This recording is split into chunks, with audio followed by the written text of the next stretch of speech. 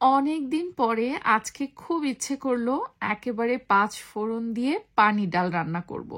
আর সাথে একটু ভাজা ভাজা করে কাচকি মাছ চচ্চড়ি বা ভুনা যেটাই বলেন তেলের উপরে ছেড়ে এভাবে করব।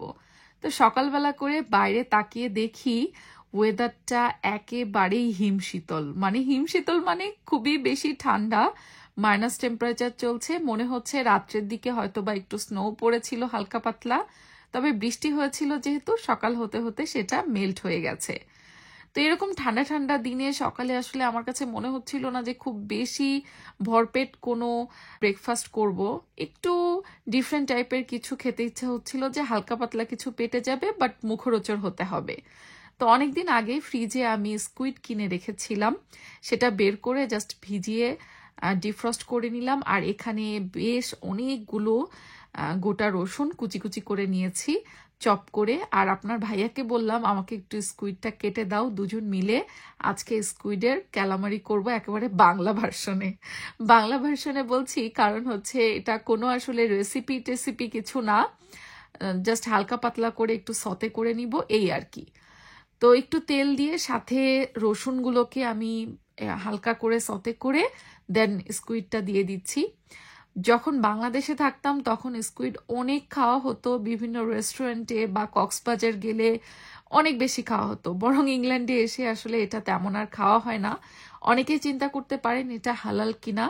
স্কুইড আসলে চিংড়ির মতো মাকরু, আপনি চাইলে খাইতে পারেন, আবার পছন্দ না করলে নাও খাইতে পারেন। অনেকের যেমন স্কুইড একেবারেই পছন্দ না, খেতে পারে না, কেমন জানি একটা মনে হয়। আবার অনেকের কিন্তু স্কুইড অনেক পছন্দ। তো আমাদের কিন্তু স্কুইড খুবই ভালো লাগে। তো হালকা পাতলা বাংলা স্টাইলে আমি সতে করে নিলাম স্কুইডটা। তো এটাই ছিল বেসিক্যালি আমাদের আজকের একটু ভিন্ন টাইপের কিছু ব্রেকফাস্ট বলতে পারেন, যে খুব হেভি কিছু খাবো না বাট একেবারে না খেয়েও কাজে বের হব না। তো কাজে বের হওয়ার আগে আপনাদের সাথে শেয়ার করব, যেহেতু এখন শীতকাল চলে আসছে, এখন কিন্তু আমাদের স্কিনের যত্ন নেওয়াটা তুলনামূলক একটু বেশি দরকার হয়। যদিও স্কিন কেয়ার জিনিসটা আসলে সবসময় বা সারা বছরই করার, বাট তারপরও থাকে না যে শীতকালে একটু এক্সট্রা যত্ন করতে হয়। এর জন্য কিন্তু সিম্পলের এই রিপেয়ারিং রিচ ক্রিমটা এত ভালো, আমার কাছে তো মনে হয় সিম্পলের এ যাবৎকার বের করা সবগুলো ক্রিমের মধ্যে এই ক্রিমটা বেস্ট। আর এই ক্রিমটার এত ভালো রিভিউ সব জায়গা থেকে। এটা সিম্পল বের করেছে খুব বেশি দিন হয় নাই, কয়েক মাস লাস্ট। আর এটার হাইপ কিন্তু অনেক বেশি। সব থেকে ভালো দিক হচ্ছে এই ক্রিমটা আপনি সারা বছর ব্যবহার করতে পারবেন। আর শীতের জন্য তো একেবারেই পারফেক্ট আমি বলবো। যাদের নর্মাল স্কিন বা অয়েলি বা ড্রাই স্কিন সবার জন্য এই ক্রিমটা খুবই ভালো। শীতের জন্য শুধু ফেস ক্রিম না, বডির জন্য তো কিছু দরকার, বডির জন্য এই লোশনগুলো নিয়ে নিতে পারেন। আমাদের লন্ডন ডিলস যে বিজনেস পেজটা রয়েছে সেখানে কিন্তু শুধুমাত্র এই লোশন ক্রিম না, আরো অনেক কিছু শীতের প্রোডাক্ট সবকিছুই কিন্তু স্টকে অলরেডি অ্যাভেলেবেল আছে। লন্ডন ডিলস পেজ থেকে অর্ডার করলে পুরো বাংলাদেশে হোম ডেলিভারি পাবেন। যাদের শরীরটা খুব বেশি ড্রাই তারা কিন্তু ভ্যাসলিনের এই এসেনশিয়াল হিলিং লোশনটা নিয়ে নিতে পারেন। আর যাদের নর্মাল টু অয়েলি বা কম্বিনেশন তারা কিন্তু ভ্যাসলিনের এই কোকোয়া রেডিয়েন্ট লোশনটা নিয়ে নিতে পারেন। তো এই সব কিছু কিন্তু শীতের প্রোডাক্ট অলরেডি আমাদের বাংলাদেশের স্টকে চলে গেছে। 100% ইউকের অথেন্টিক প্রোডাক্টস পেয়ে যাবেন লন্ডন ডিলস পেজে। তো এবার আমি কাজকর্ম শেষ করে আমার প্রতিদিনের কাজ অফিসে বের হয়ে পড়লাম। তো আসলে হয় কি, এখন কিন্তু আমি রেগুলার দেখবেন ভিডিও আপলোড করতে পারি না, কারণ আমার প্রতিদিনের রুটিনটা একই রকম থাকে কাজের ব্যস্ততায়। আমি জানি আপনারা অনেকে আমাকে কমেন্ট করেন, আমাকে মিস করেন, আমার ভালোবাসার মানুষ যারা রয়েছেন। আমি তারপরও চেষ্টা করি মাঝে মাঝে ভিডিও আপলোড করতে যখনই সময় পাই না কেন। কাজের ফাঁকে আমার সব সময় চিন্তা থাকে যে বাসায় গিয়ে কি রান্না করব, বাচ্চারা কি খাচ্ছে, বাচ্চারা কি করছে, এই সব কিছু মিলিয়ে। যখন আমি ভোরবেলা ঘুম থেকে উঠলাম তখন দেখছিলাম বাইরের ওয়েদারটা কিন্তু বেশ ঠান্ডা, বৃষ্টি বৃষ্টি। পরবর্তীতে কিন্তু আবার রোদ উঠে গেছে। ইউকের ওয়েদারের কোনো ভরসা নেই, এই বৃষ্টি দেখবেন তো দেখবেন কিছুক্ষণ পরে আবার রোদ উঠে গিয়েছে। আর যেদিন রোদ ওঠে সেই দিন কিন্তু শীতটাও অনেক বেশি থাকে। এখন ইউকেতে মোটামুটি রাত্রেবেলা মাইনাস টেম্পারেচার চলছে। তো যাই হোক, কাজ শেষ করে বাসায় ফেরার পরে আমার চিন্তা হলো যে আজকে একেবারে ডাল ভাত করব। ডাল ভাত মানে ডাল ভাত। এই ঠান্ডার মধ্যে আসলে শরীরটাও খুব একটা ভালো না, এর জন্য আমার কাছে মনে হচ্ছিল যদি একটু টকটক ডাল রান্না করতে পারতাম তাহলে মনে হয় ভালো লাগতো। ডালের সাথে একটু কাচকি মাছ করে নিব। আমার কণ্ঠটাও ঠান্ডায় একটু ভেঙে আসছে, তা এখন খুব ইচ্ছা করছিল একটু টক ডাল আর সাথে কাচকি মাছ।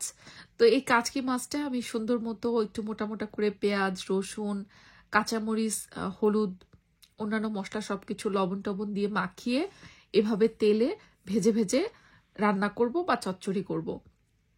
এই রান্নাটা আমি শিখেছিলাম আমার সিলেটি বোন ফারজানা আপুর কাছ থেকে। নর্মালি কাসকি মাছ আমি চচ্চড়ি করলে একেবারে হাতে মাখা দিয়ে সামান্য একটু হাত ধোয়া পানি দিয়ে চচ্চড়ি তুলে দিই।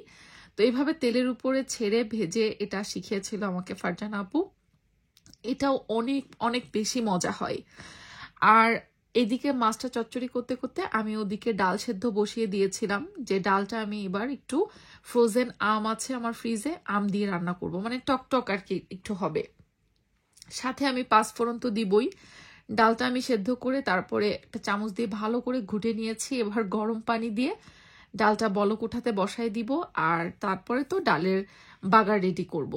অনেকদিন না পানি ডাল খাওয়া হয় না। নর্মালি আসলে সময় বাঁচানোর জন্য আমি যেটা করি, একেবারে পেঁয়াজ রসুন হাতে মাখা দিয়ে ডাল চচ্চড়ি বসিয়ে দিই। বাট ডাল চচ্চড়ি যেটা ঘন করে করা হয় ওইটা আর এই পানি ডাল দুইটার টেস্ট কিন্তু সম্পূর্ণ দুই রকম। তো পানি ডাল তো আসলে একটু ঝামেলা সাপেক্ষ হয়ে যায় বা একটু এদিক সেদিক করে বেশি প্রসেস করা লাগে দেখে আমার আসলে সচরাচর করা হয় না। তো সেদ্ধর সময় এই যে কাঁচা আম ফ্রিজ থেকে ফ্রোজেন ছিল সেটা বের করে আমি দিয়ে দিয়েছি। আর এদিকে আমার বাগারের জন্য ফোড়নও রেডি। ফোড়নটা জাস্ট এর উপরে আমি এবার দিয়ে দিচ্ছি হচ্ছে ডাল একটু তুলে। সরাসরি এই ফোড়নটা ডালে না ঢেলে আমার আম্মুকে আমি দেখি যে এই ফোড়নের পাত্রে আগে একটু ডাল দিয়ে দেয়, তারপরে এই পুরো জিনিসটা আবার ঢালা হয় হচ্ছে মেইন ডালের যে হাঁড়িতে। এক একজনের ফোড়নটার স্টাইল আসলে এক এক রকম। আর হ্যাঁ, আমি কিন্তু এই ফোড়নে নর্মালি সবসময় আস্ত জিরা ব্যবহার করি, বাট আজকে হচ্ছে পাঁচফোড়ন দিয়েছি। পাঁচফোড়নে যদিও জিরা থাকে, আমার কাছে কেন জানি মনে হচ্ছিল যে আজকে পাঁচফোড়ন দিয়েই ডালটা খাবো। তো এই হয়ে গেল হচ্ছে আমার একেবারে পানি পানি পাঁচফোড়ন দেওয়া টক ডাল। সাথে আমি উপর থেকে একটু ধনেপাতা কুচি দিয়ে দিয়েছি। শীতকালে মনে হয় ধনেপাতার ফ্লেভারটা একটু বেশি আসে না বলেন? আর এদিকে একটু ধনেপাতা কুচি দেওয়া আমার কাচকি মাছটা অলরেডি হয়ে গেছে, আমি চুলা বন্ধ করে দিয়েছি। ব্যাস এবার একদম মানে পেট পুরে তৃপ্তি নিয়ে খাওয়ার পালা। আলহামদুলিল্লাহ। আসলে মাঝে মাঝে অনেক বেশি মাংস বা রিচ আইটেম খেতে খেতে এই ধরনের ডাল, ছোট মাছ এগুলো খেতেও খুব বেশি মন চায়।